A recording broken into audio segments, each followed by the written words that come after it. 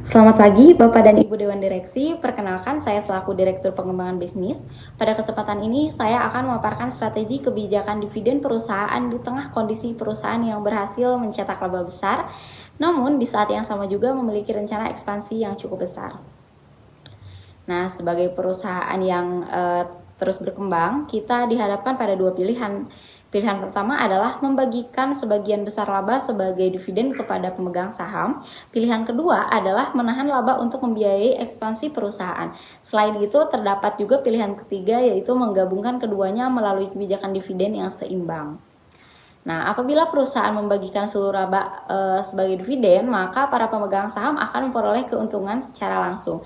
Kebijakan ini dapat meningkatkan kepercayaan investor dan memberikan sinyal bahwa kondisi keuangan perusahaan sangat baik.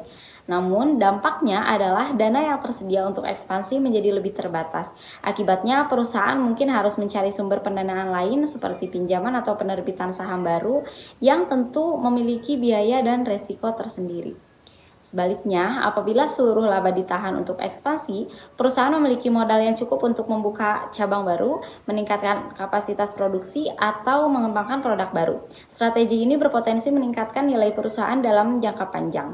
Namun, sebagian investor mungkin merasa kecewa karena tidak menerima dividen pada tahun berjalan, terutama investor yang mengharapkan pendapatan rutin dari investasinya. Jadi menurut saya solusi yang terbaik adalah menerapkan kebijakan dividen kombinasi.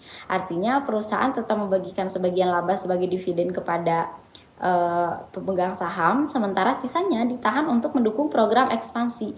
Nah, dengan cara ini perusahaan dapat menjaga keseimbangan antara kepentingan investor dan kebutuhan pertumbuhan bisnis. Sebagai contoh, perusahaan dapat menetapkan pembagian dividen sebesar 40% dari laba bersih, sedangkan 60% sisanya digunakan sebagai laba ditahan untuk mendukung investasi dan pengembangan usaha. Persentase tersebut tentu dapat disesuaikan dengan kondisi keuangan dan kebutuhan perusahaan setiap tahunnya. Selain itu, komunikasi kepada investor juga menjadi hal yang sangat penting. Manajemen harus menjelaskan bahwa laba yang ditahan bukan berarti perusahaan mengabaikan kepentingan pemegang saham, tetapi merupakan investasi untuk menciptakan pertumbuhan yang lebih besar di masa depan. Nah, dengan adanya komunikasi yang transparan, investor akan lebih memahami bahwa keputusan tersebut bertujuan meningkatkan nilai perusahaan dalam jangka panjang.